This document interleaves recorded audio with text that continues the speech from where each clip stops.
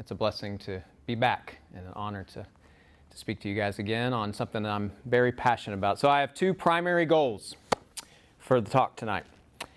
First, I want to inspire you to read the great books or the classics, different ways to say it. Maybe you're already reading them, good. But one of my goals is to inspire you to read the great books. A simple definition that I like of the classics or the great books is a book loved by humanity. Human nature, wherever it is found, across time, across cultures, these books have basically the collective human stamp of approval that they are great, that they are truly the best of books that's ever been written. Mark Twain has another definition that I like. He said, a classic is a book nobody reads. Okay, and sadly that's become more and more true since he said that, but I want to change that. That's the goal. We're going to change that. We're going to read the great books. Second, I want to inspire you to read Dostoyevsky in particular, because he is collective humanity stamp of approval that he is the greatest of the great books. And I would say he is the greatest author of fiction. There's a few that on nonfiction I would say maybe surpass him. But for me, for fiction, and I haven't read everything. I will read everything before I die, God willing, inshallah. But for me, everything that's all the great books. Yes. And that's one of my points, is you can read all the great books. You really can. You can read all the great books before you die. We're talking about under 1,000. I mean, it's really amazing. I actually looked it up. Only 1,000. But hey, if you got 60, 80 years, come on, you can do it. But I actually looked this up. How many books do you think have been published since the printing press? This is a rough estimate, but I actually looked up what's the official estimate of the number of books that have been printed since the printing press in the 1400s. 17 million. 17 million? Any other guesses? Any book at all, any kind of book. I mean, this would even include pamphlets and different things. 150 million. Wow. This is the estimate, okay? Now, of that 150 million, how many of those 150 million books do you think you could even get access to today? Now, I don't know that number, but I guarantee you it's less than 1%. Wow. It's small. I mean, we're talking a small amount of those 150 million books that have come out in the world have even survived. And then of that percentage, you have the great books, which is, like I said, roughly about somewhere between maybe 600 and 1,000 books that pretty much, as I've researched it, they find themselves on just about every list that any human, comes up with for great books. That's why roughly 1,000. I think that's the most I've ever seen. Some books will say 100 books to read before you die, 500 books to read before you die, 1,000 books to read, 1,001 books. Actually, it's 1,001 because there was one book that's 1,001 books to read before you die. I've never seen anything more than that. So that's why I roughly about 1,000. So you can read, you could finish most of the great books before you die. So don't lose heart. But I think Dostoyevsky is the greatest of the fiction authors. So that's my two goals. So let me just say a word about the power of great books. Some books are so extraordinary and filled with such power and truth that they can alter history, they can dismantle nations and empires, and most importantly, I think for us, as we think inwardly, they can change your life. They can change my life if I read them, if I absorb them, and hopefully for the better, right? Not change your life for the worse, but change your life for the better. And I say that seriously because some books have such power that they have moved people to do horrendously evil things. I want to give you some examples just to show you the power of books. After Julius Caesar defeated Pompey, this was about 60 years before Jesus was born, Cato the Younger. Cato the Younger, he was under Pompey. He was on the Pompey side.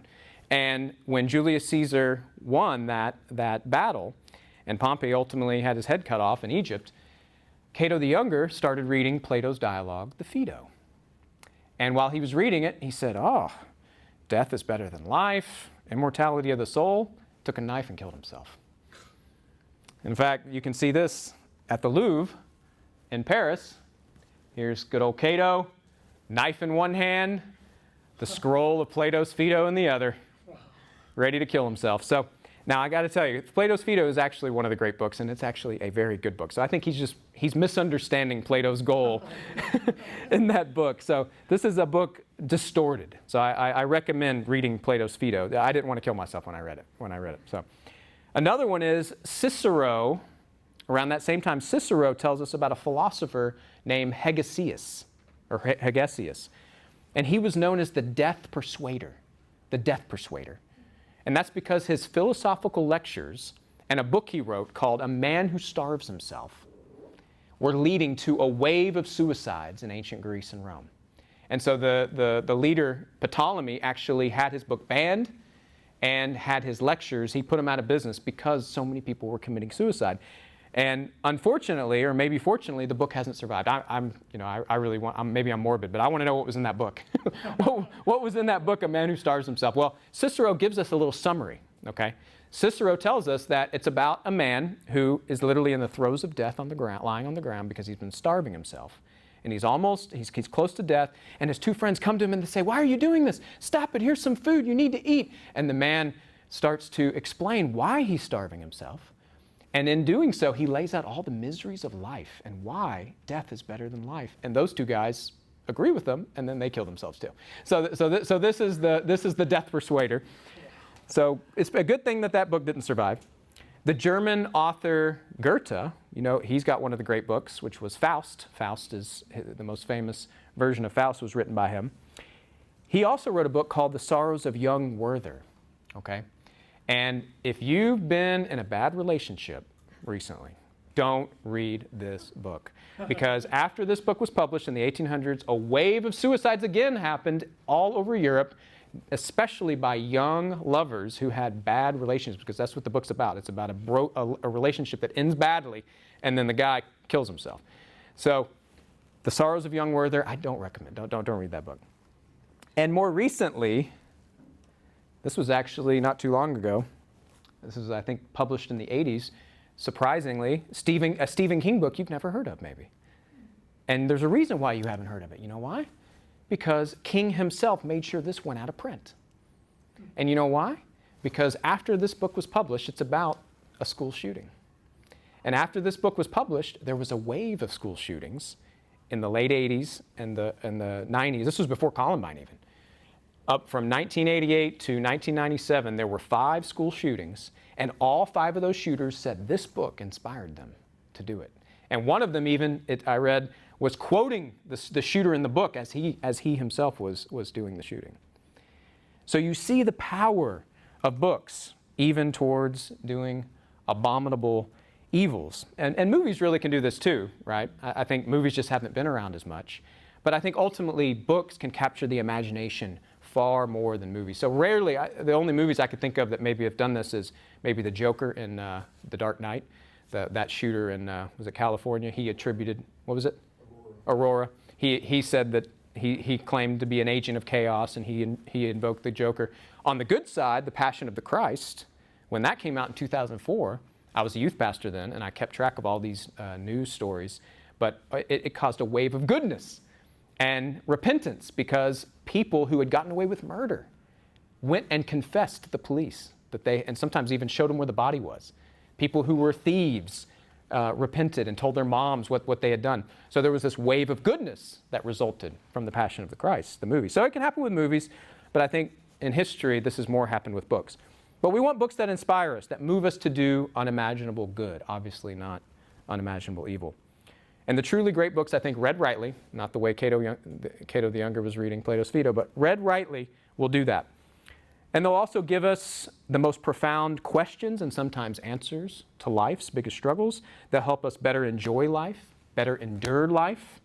And most importantly, I think they help show us who we really are as humans, but you as an individual.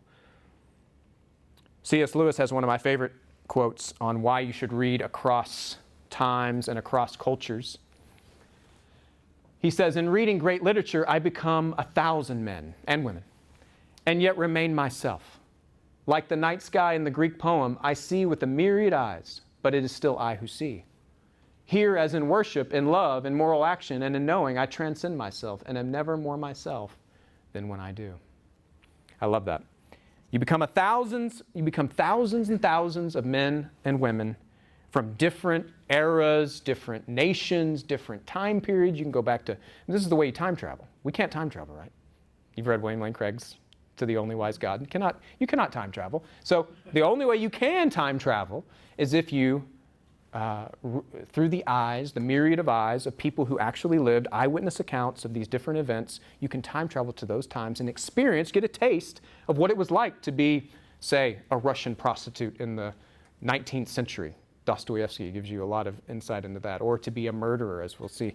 But you can truly time travel and see with a myriad of eyes as you read these great books. So these books, I believe, can inspire us to do unimaginable good and hopefully overcome even monstrous evil, whether in society or in ourselves. The Bible, I believe, is the premier example of such books that has inspired unimaginable good, truth, and beauty. In fact, I think I've done for this group, I've done lectures on how the Bible is supernatural, and I give many examples, so I'm not going to do that now. But it's enough to say that this book of books, the Bible, laid the foundation of Western civilization and built Western civilization, which is where we get definitely some evils, but ultimately most of the goods that have gone into the world. Human rights, abolition, go down the list. Most of these things were invoked from the Bible. And so it's pretty clear that the Bible laid the foundation for Western... Well, this is a little bit of debate. It was either the Bible or it was Trump's The Art of the Deal. One of the two laid the foundation for Western civilization. That's still up for debate, but we'll leave that. Just to give you one example that I use, just one of the 66 books of the Bible, the letter to the Romans, what has that done to human history? How has that altered the timeline of human history? I use these examples when I teach Romans. You skip ahead 300 years after Romans was written. St. Augustine was converted from reading one verse of the book of Romans and went on to be, many consider, the greatest theologian of the church. Many of the great ideas of Western thought all find their origin in Augustine. Martin Luther read one verse, Romans 1:17, and launched the Protestant Reformation. John Wesley was hearing the introduction to a commentary on Romans, and his heart was strangely warmed, and he ended up being one of the key people that launched the First Great Awakening in America. So all this good from that's just one of the 66. So imagine if I did that for each book of the Bible. I hope to be able to do that. I'll do that lecture one day, hopefully. Great. The Stoic philosophers, so outside of Christianity, there are many that produce good. Epictetus and Marcus Aurelius's meditations and Epictetus's discourses. When I read those in the introduction, they tell stories about soldiers, some POWs, who in prison endured what they did and suffered well because they remembered the wisdom from these Stoic philosophers and how to endure suffering. You see, I think Christianity ended up absorbing the greatest of the Stoic wisdom, but these guys had a lot of wisdom to share, and you should read them. They're definitely on any great books list. And then one more, Leo Tolstoy's, another fellow Russian, his The Kingdom of God Within You, a small little book, but that book caused 2 revolutions. Gandhi says that was his main book that inspired him to do what he did in India. And then Martin Luther King Jr. said he was inspired by Gandhi, but also inspired by that book. But to be fair, that book is all based on the Sermon on the Mount. So I think we should give the credit ultimately to the Sermon on the Mount, to Christ. So why should you read great books? Because they will change your life for the better and maybe even inspire you to revolution, to cause the end of monstrous evils, injustices in society.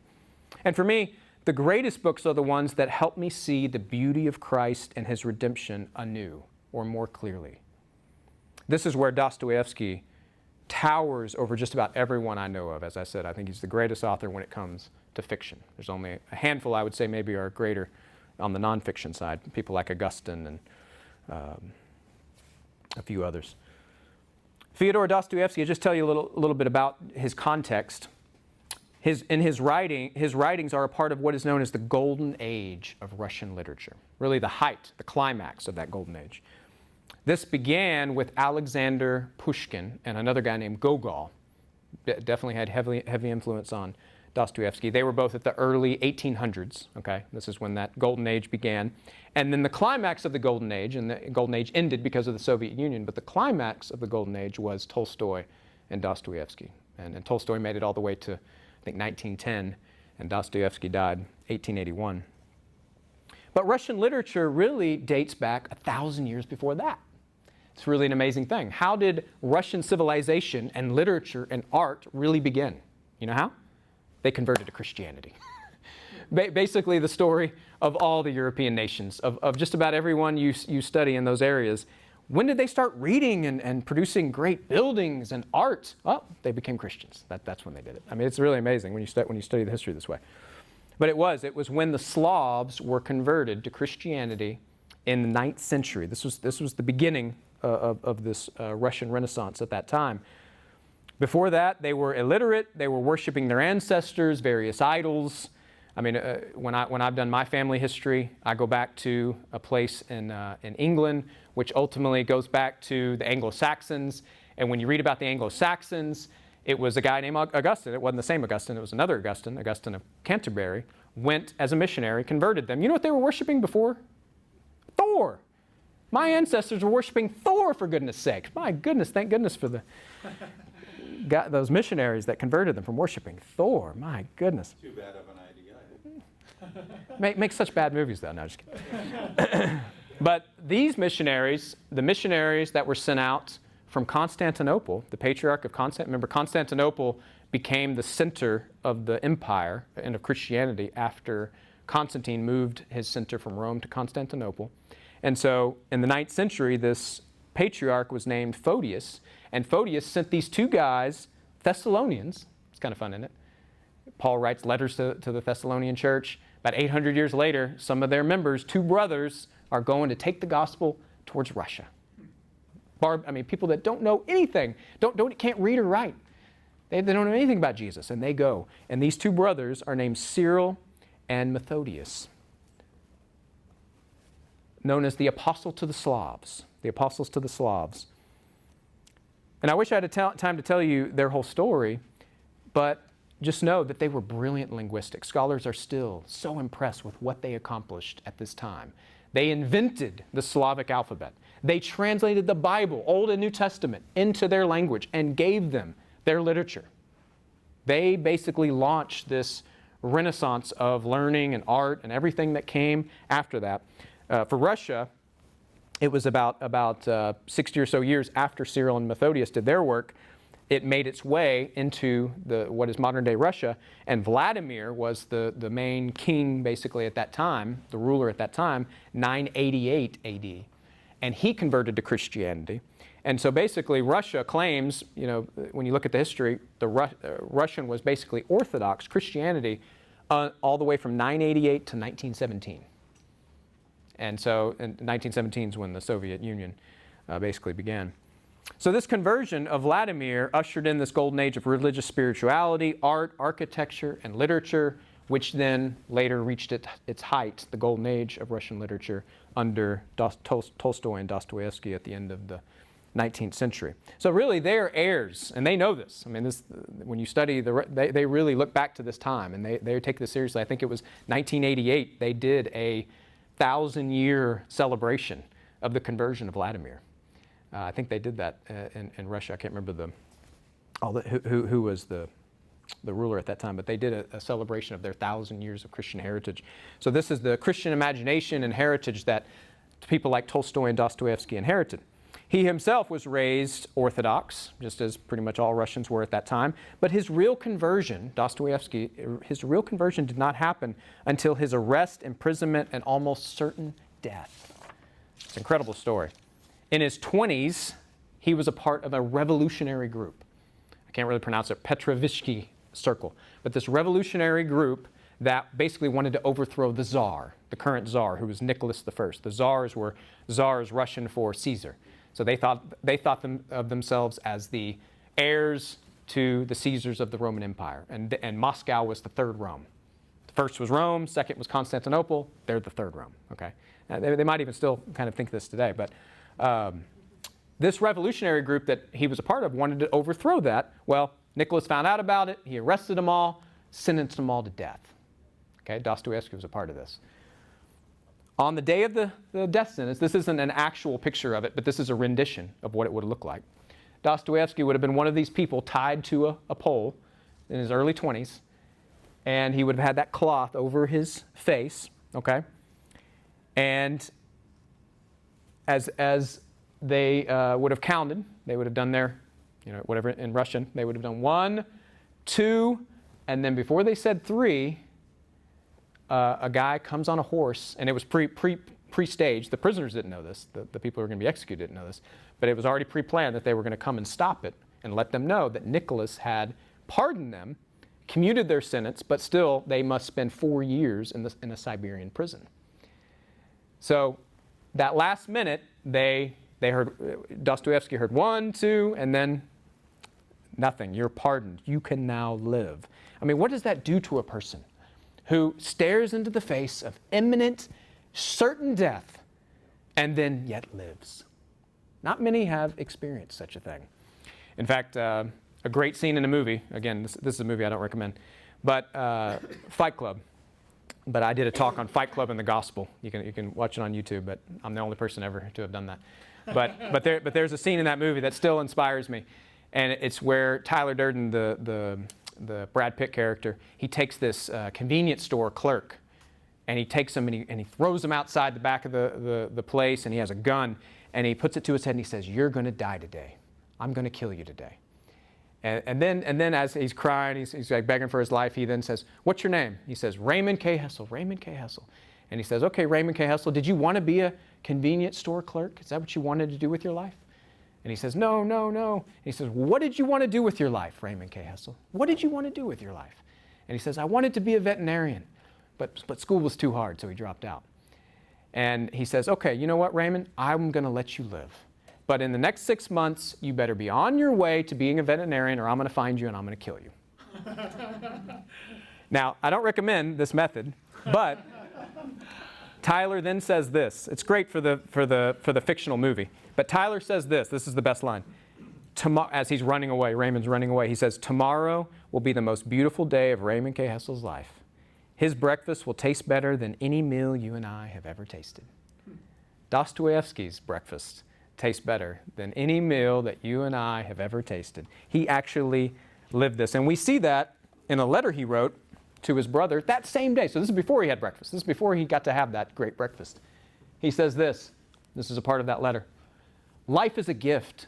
Life is happiness. Each minute might have been an age of happiness. Now, changing my life, I am being reborn into a new form. Brother, I swear to you that I shall not lose hope and shall preserve my spirit and heart in purity. I shall be reborn to a better thing. That is my whole hope, my whole comfort."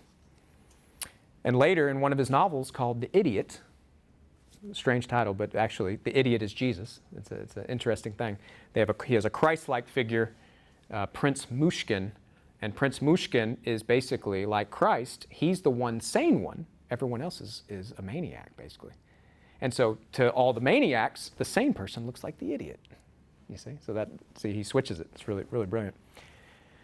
But that Christ-like character, Prince Mushkin, tells a story to these dinner guests. And he tells this story about a man who was sent to be executed but pardoned at the last minute. No doubt, Dostoyevsky is telling his own story through his character in the novel. And this is the best part. He talks about what was going on in the man's mind because he was pardoned, so he was able to tell the story. This is what was going on in his mind right before, like within a minute of his death. He says, this was in his mind. What if I didn't have to die? What if I could get my life back? What an infinity it would be. And it would be all mine. Then I would make each minute into a whole lifetime. I would lose nothing, would account for each minute, waste nothing in vain. He said that this idea finally turned into such fury that he wanted them to shoot him as quickly as possible.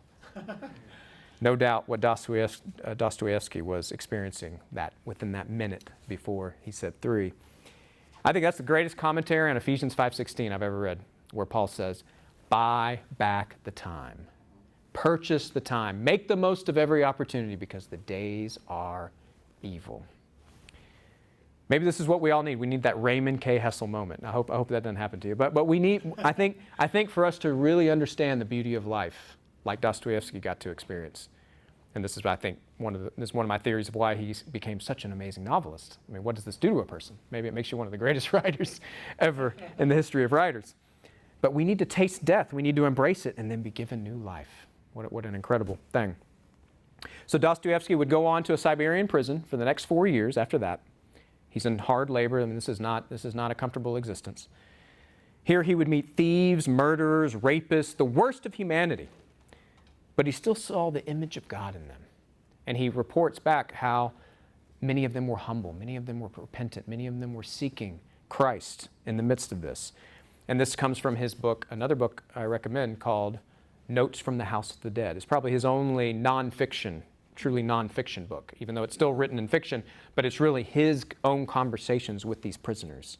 And that's what the book's all about.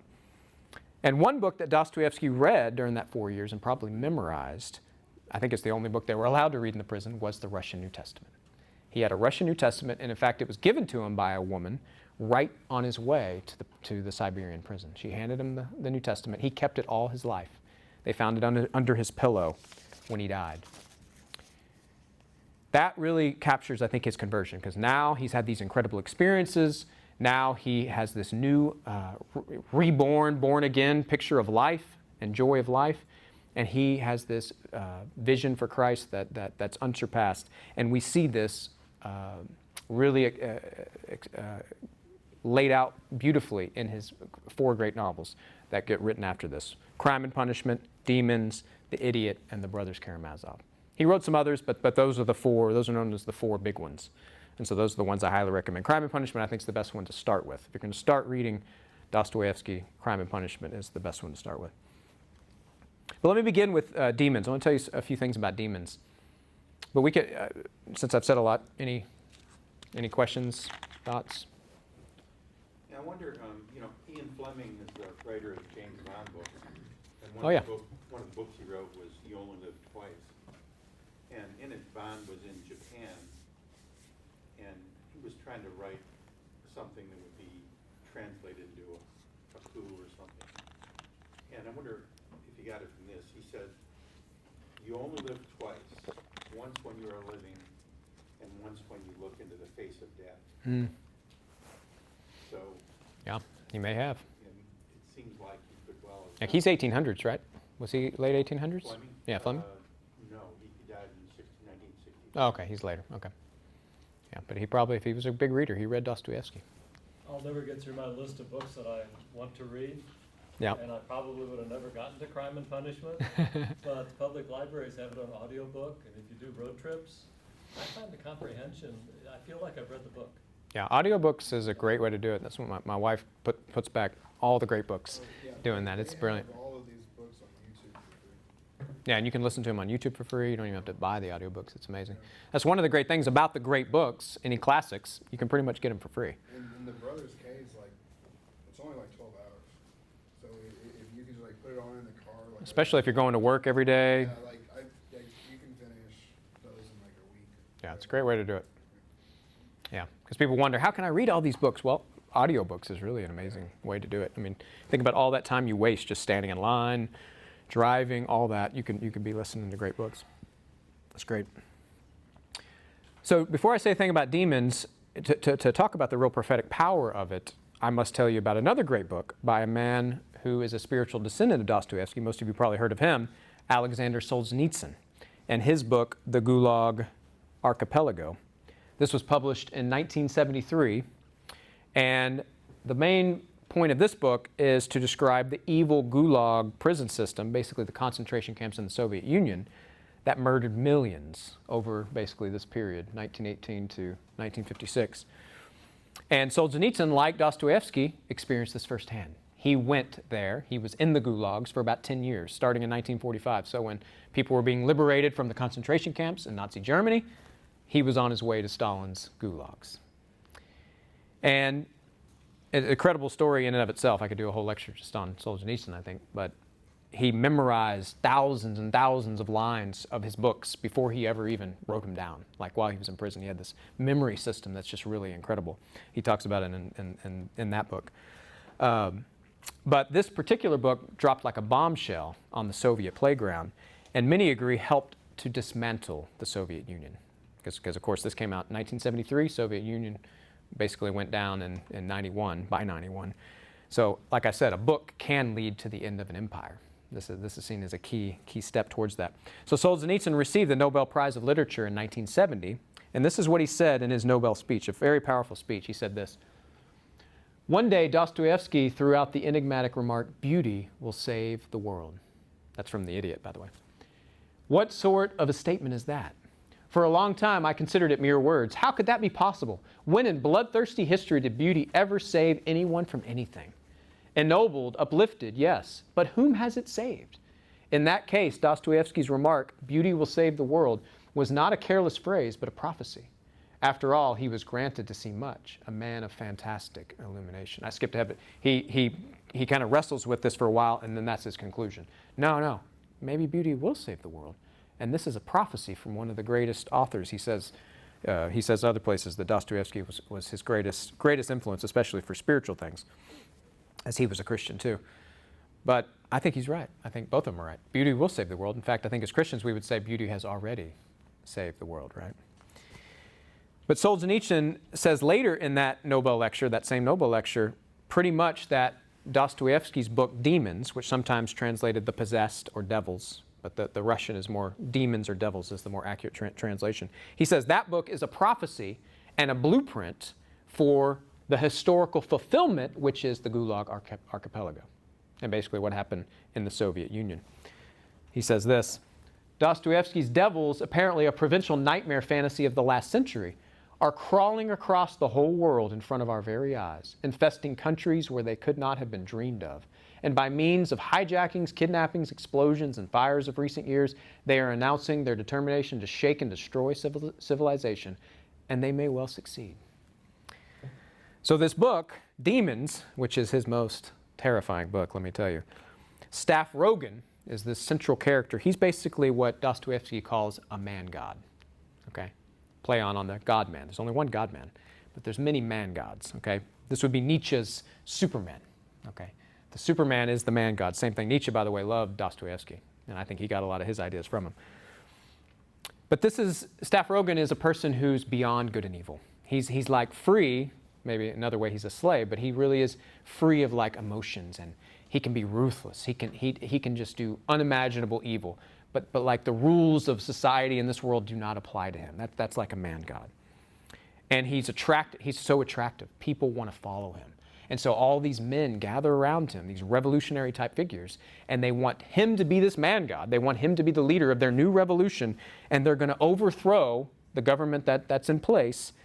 And they say that even if it requires the death of 100 million people, we must do it. They say that in the book, in Dostoevsky's book, in the late 1800s. That's pretty prophetic when you think about it, because that's roughly the estimate of how many died, whether it was in Soviet Union, Mao's China, or the Nazi death camps in the 20th century. So this prophecy in Demons, Staff Rogan actually in history becomes Hitler. He's like the Hitler. Hitler is the man-god. Or Stalin would be the man-god in Russia. And the other key character in this book, his name's Fyodor Stepanovich. He basically becomes the Joseph Goebbels. He's the propaganda man. He's the one that can really push the message out really well, while the man-god sits back and is worshipped in a way, right? And inspires the people.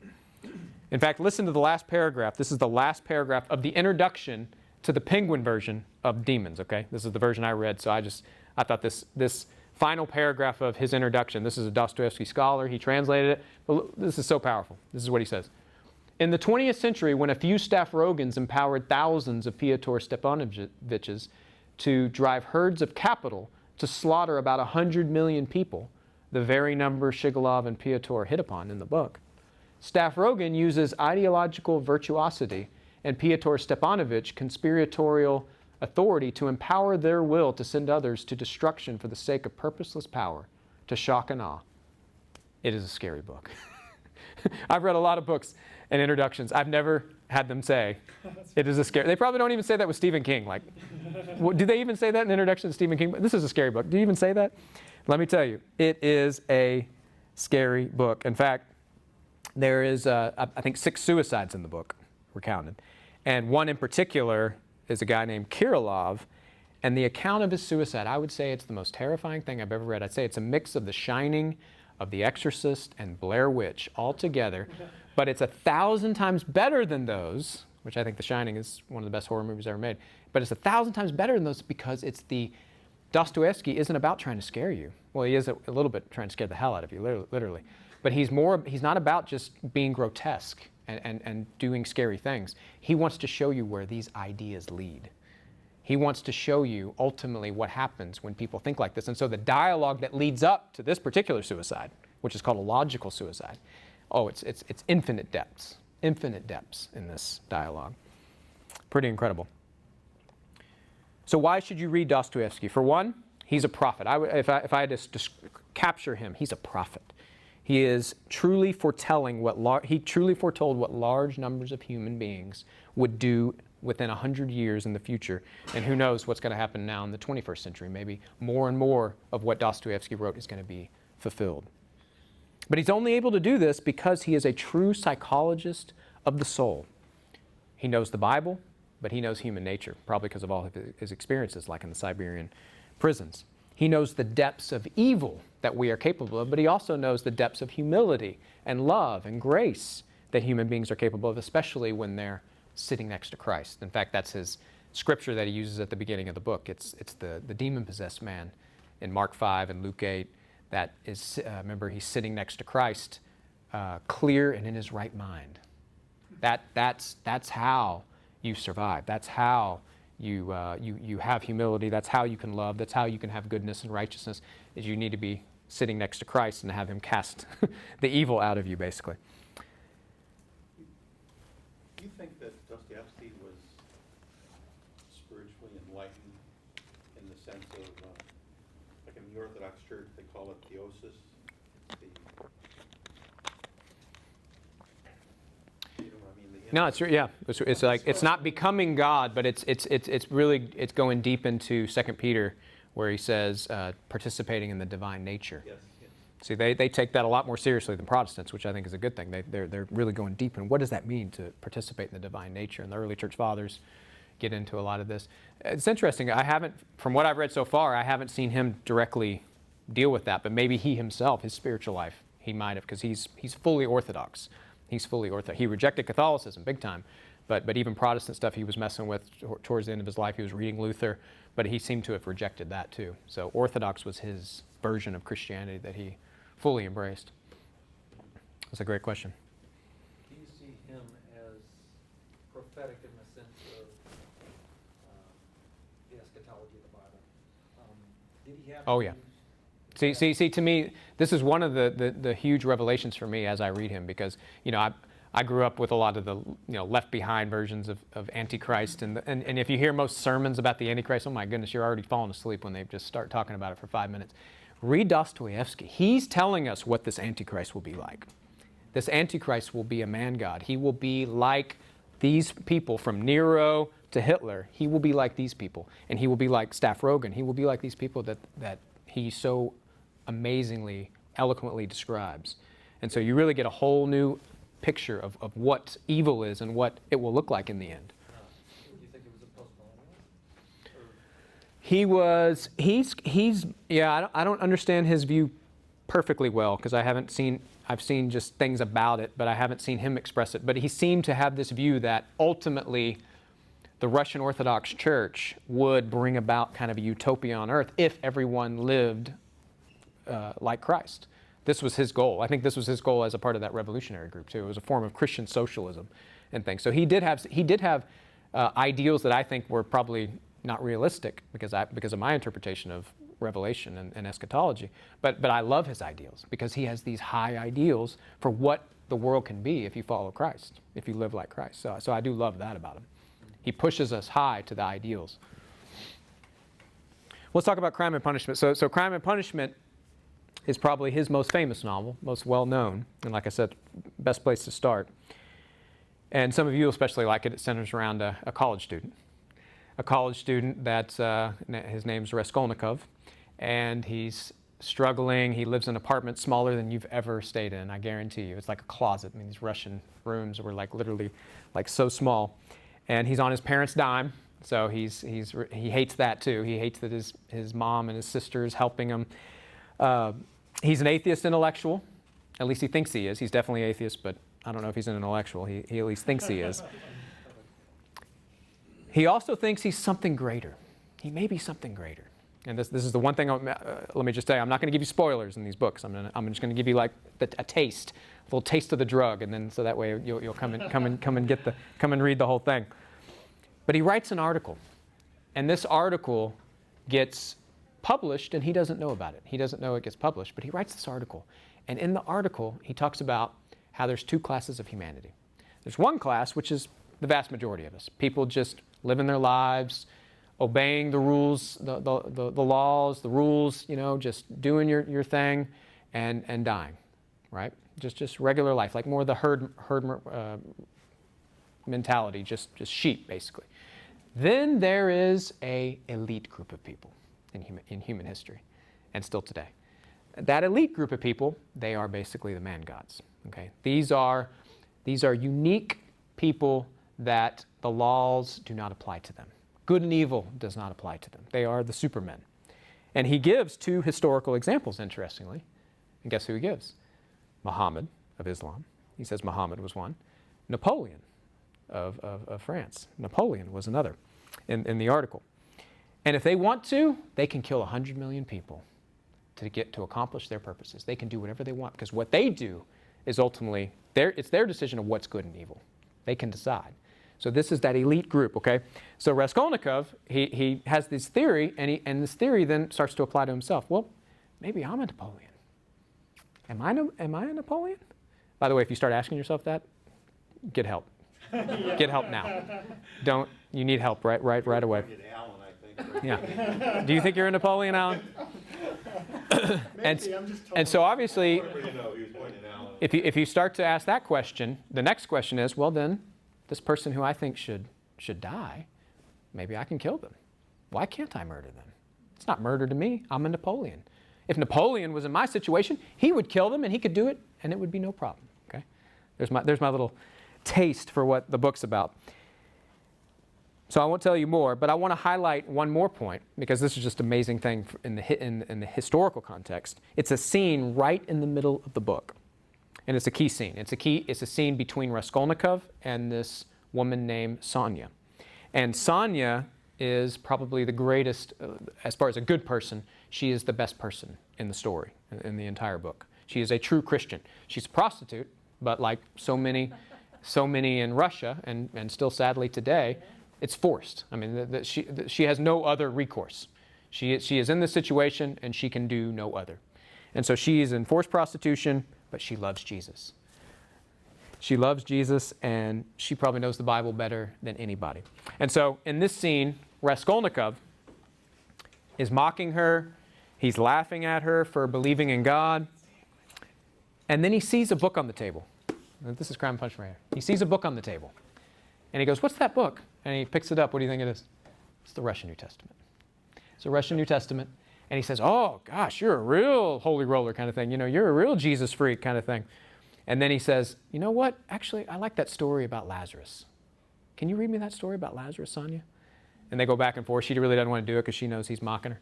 And then out of the blue, she does. She agrees. She says, "Okay." And she goes straight to it, and she reads almost the entire chapter of John chapter 11.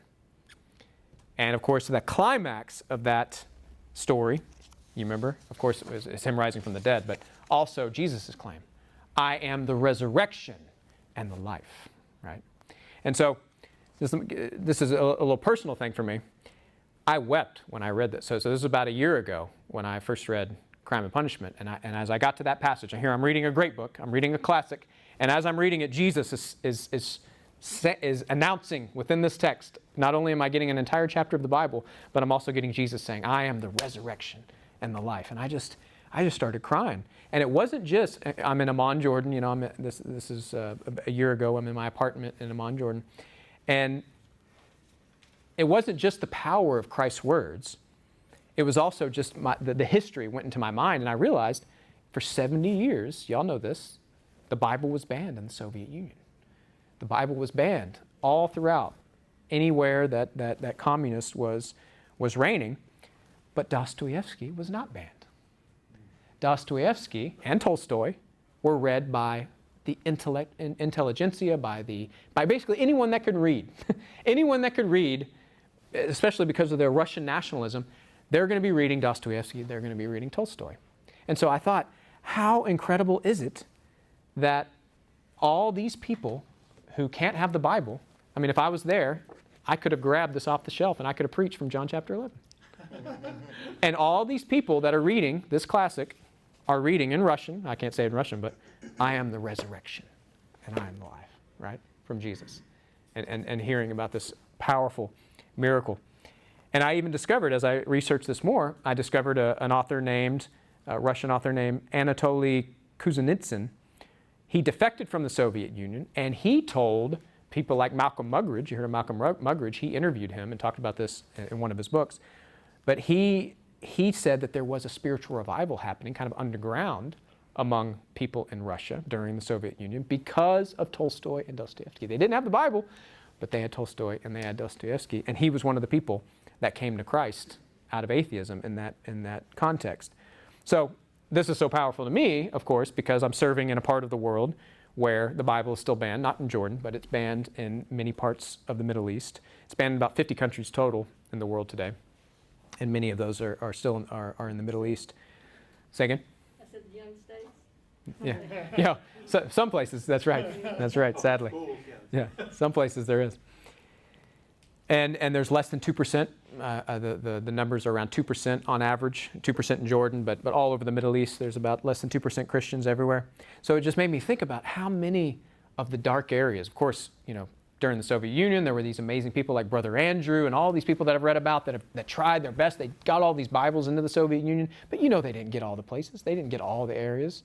It'd be impossible to get all the places. And it's that way today in these many parts of the world where the Bible's banned. And so with Crime and Punishment, I'm given just a taste. I'm given just this small little picture of how God is getting His Word, getting the light of Christ in the midst of that darkness in ways that they weren't even expecting it. And that's one of the points that this guy Anatoly makes is Stalin should have banned Dostoevsky and Tolstoy. What was he thinking? I mean, these are amazing Christian works full of the gospel. They didn't learn from the book burnings by the Nazis. Yes, what is wrong with them? So just an amazing thing about Crime and Punishment, but you need to read it. Okay, so my last point is on his last and most mature and definitely heaviest book, and that's the Brothers Karamazov. Okay, and again, I'm not going to give you any spoilers. All I'm going to tell you is, other than I'm going to talk about the Grand Inquisitor, but I'm going to tell you that it's about a father and 4 sons. That's what it's about. So that alone is just doesn't that sound just powerful? It's about a father and 4 sons, and these 4 sons may even represent for Dostoevsky the different parts of the soul of Russia. And because Dostoevsky knows human nature so well, this isn't just Russia. I would say it's the 4 different parts of the soul of all humanity. So it's very powerful. But there's a story within a story. In fact, it's so long. I think it runs like 1,100 pages in the Penguin Classic. So it's a big book. That's why you start with Crime and Punishment. But there's a story within a story that has become its own. In fact, I have it. It's even published separate from the book. So people will read this thinking, oh, The Grand Inquisitor by Dostoevsky. It's a great book. No, it's a poem within the Brothers Karamazov. It's not its own book, but they publish it because it's so popular like that. It's a story within a story, and it's called The Grand Inquisitor. Ivan is one of the sons. He is the intellectual atheist son. Okay, and then he's a true intellectual. So this isn't like Raskolnikov, who thinks he is. This is a real intellectual. He's, in fact, I like to say that the smartest atheist who brought the greatest arguments against Christianity was created by a Christian. Dostoevsky created the smartest, most intelligent, most penetrating arguments against Christianity, and he did it through the mouth of Ivan, who is this Russian. He represents kind of the Russian intellectual atheist type. But he tells this poem to his brother, Alyosha, who's the Christian. He's the strong Christian son. He's going to be a monk. He studies under this very Christ-like man, Father Zosima. And the poem has Jesus return to earth. You just have to read it yourself, but I'll just give you a little taste of it. But the poem is about Jesus returning to earth during the 16th century Spain during the Grand Inquisition. where, of course, thousands were burned alive, heretics, but I'm sure tons of innocent people. This is when the church was, full of corruption. This is what led to the Protestant Reformation. Lots of problems. So he returns to earth at this time. He returns to Spain, and immediately he starts doing what he does in the Gospels. I mean, Dostoyevsky is amazing. He can write almost like the Gospel writers. I mean, Jesus is healing people. He's loving people. They recognize him immediately. He even raises a little girl from the dead. He's raising people from the dead. It's just beautiful. The Grand Inquisitor knows who he is, and he immediately has him arrested. So he has Jesus arrested and put in prison. And then he has him brought before him, and he threatens immediately to burn him alive the next day. You're going to be burnt alive the next day, which already is an amazing thing to think about. I mean, imagine if Jesus had returned to earth at different points in church history. Would his own church have killed him? I think probably so. Maybe at one point it would have been a beheading. Another point it would have been burned alive. Maybe today it would be lethal injection. Sad to say, I think that would be the case. Just like the idiot, remember? We're the maniacs. He's the one sane one. But the heart of the poem is the Grand Inquisitor delivering this diatribe to Jesus standing before him in chains on why we don't need you anymore. So the Grand Inquisitor, of course, represents kind of the church of this day, but the corrupt church. And in fact, he lays out, I won't go into detail, but he basically lays out in the 3 temptations of Jesus with Satan how Jesus was wrong to reject those. You should have turned stones into bread and given bread to the people. That's all they want. They just want bread and circuses. That's all they want. You should have taken the kingdoms right then and there and ruled with an iron fist. This is what people want. They want power. They want tyranny. And the Grand Inquisitor basically says, we're on his side now, meaning Satan. We're not on your side. We're on his side now. And it really, when you read it, it's a powerful critique of the church at its worst, which Ivan definitely thinks, but even Dostoyevsky, I think he agrees with this point. The church, in a lot of ways, even the Orthodox church that he's experiencing, but he thought the Catholic Church even more so, was corrupt in so many ways, even at his time. But it's at its worst. Dogmatic, unloving, full of greed and power, and even atheistic. You find out the Grand Inquisitor doesn't even believe these things. He knows there's no, he says, I don't believe there's a God, but we just let the people believe that. It's like the opiate of the people idea. So the Grand Inquisitor hates human freedom and the image of God in man. Jesus, standing there, silent, he's clearly in the story on the side of love and freedom, but Jesus doesn't say a word the entire story. It's just the Grand Inquisitor, just a fire hydrant, just saying all these things. But then at the end, Jesus stands up. Finally, he gets quiet, the Grand Inquisitor. He doesn't say anything. And he wants to see if Jesus is going to say something. Jesus doesn't say anything, but he walks over to him. You know what he does? He kisses him on the lips. And in fact, the text in the English translation is so powerful. It says, he kissed him on his 90-year-old bloodless lips. Bloodless lips. And it says that the Grand Inquisitor shudders. He has a spasm almost. He shudders. And then he cries out, get out! Never come back! Never come back! And Jesus goes out the door. The captive departs, is how he ends the story. And then what's so cool about that is then Alyosha, who's the Christian in the story, in the actual story, Brothers Karamazov, sitting with Ivan, he tells the story to Alyosha. Alyosha, after hearing more arguments against Christianity from Ivan, finally stands up and he walks over, and guess what he does? He kisses Ivan on the lips. And Ivan yells out, plagiarism! So you got to love that. Dostoyevsky can give us such depth in a story like that and then still give us some great humor at the end. But it's so cool that Alyosha does it. He kisses him. But this is the most powerful portrayal of Christ, I think, in all of literature. The only other contender would be maybe Aslan in the Narnia Chronicles. I'm not saying Christ-like figures. I'm saying actually Christ. To actually put Christ, as you see in movies, how bad most of them are because they get Christ wrong. In literature too, to put Christ, actual Jesus, in the story, and it to be done well, you have to have him silent. I mean, this is brilliant the way he did that. The church asked him not to publish the Grand Inquisitor. Do you remember that? He was Yeah. not to write it because All his books were censored in some way for a while. In the Soviet Union, a little bit, but it was censored even before the Soviet Union, because Demons, like I said, has some really rough stuff in it. So Demons was censored. Probably the best argument against all loving, all good. Ivan's arguments. powerful Yeah, God. Yeah, the Grand exactly. Inquisitor, his argument against freedom Yeah. is that God has the weight of the decisions of the people on him whenever he gives them freedom that they cannot comprehend. Yeah. He gives them an innocence, and then he gives them a freedom. And they will choose wrong, and he knows that, and he chooses it, and he called it good. That's right. So, like, I've read it like 3 years ago. I'm still pretty messed up. Yeah. No, it's powerful. And so I think there's two things. One, the rest of the Brothers Karamazov, Dostoevsky even says in letters and things, is his answer to specifically Ivan's arguments. But I think, for me alone, just Jesus' kiss, silence and then kiss like of love.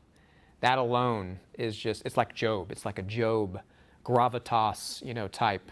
It doesn't, it's not a, straight, logical argument, try to response answer. It's like Job, the way God responds in Job. It's just so unique and just powerful. But you actually get the powerful arguments the rest of the book, especially from Father Zosima.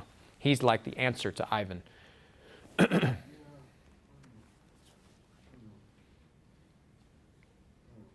No, and this is one of the points Dostoevsky makes. He wanted to put the best arguments. That's what I said. I think he has.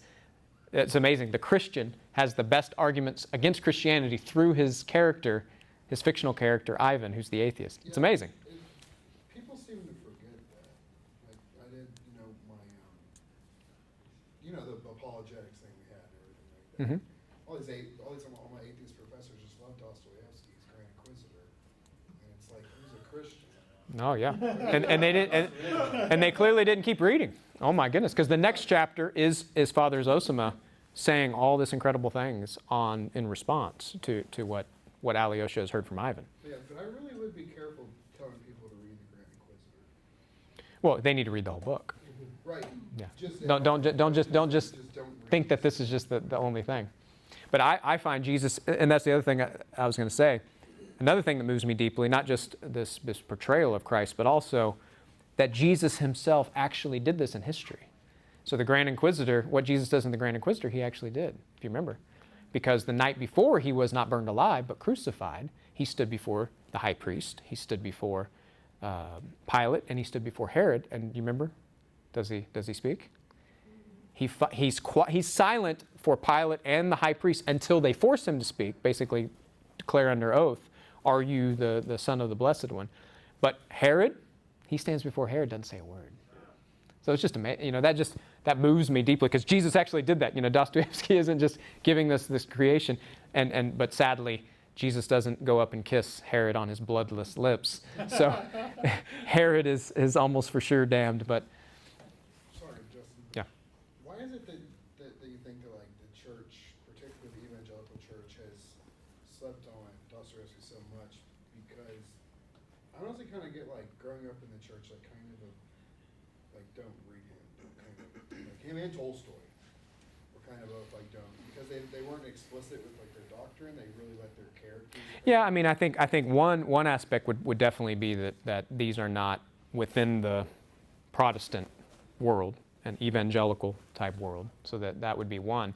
But I mean, I just think, look at if you go to the Christian bookstore and look at the top books that people are reading, I mean, you got to be kidding me. I mean, this is like, I mean, it's probably like 10% of this. It's like, yeah, this is way too heavy for what people are reading now, sadly. So people just aren't reading it at this level anymore. This is what Mark Twain said. These are books that nobody reads. Classic is a book that nobody reads, sadly. You don't have to burn books. You don't have to burn books. You just have to make books so difficult in a society where idiocracy is taking over, and you don't need to. And then people just don't read the books. You don't need to burn them. No one will read them. It is funny that Mark Twain said that way back then. Yeah. So. Yeah, I know. That is amazing. Yeah, no, it's just kind of weird. It's like, has it gotten worse or has it always been bad? It's a great question. So the Grand Inquisitor, I do think, represents what Dostoevsky's novels are all about. You have to keep reading, but this represents that dueling. Christ versus the Antichrist. God-man versus man-God. The way of humility, love, and freedom versus the way of selfishness, pride, and power. This is really what all his books are about. And I could end there. I have maybe 5 minutes more, but do we want to stop or should I? We do want to leave time. Because I know it's 8:15. For questions and hearing a little bit about your experiences in Jordan and. Okay. Say your name again, I came in late. Justin Bass. Bass? Bass, like the fish, yeah. Why don't you go ahead and then summarize your closing though, and then we can do a little Q&A and go from there. Okay, I'll just show you, because in The Idiot, there's this amazing scene in The Idiot where they're looking at this painting, and I went and looked up this painting, and I saw why Dostoyevsky, I think, found it so powerful. But this is the painting.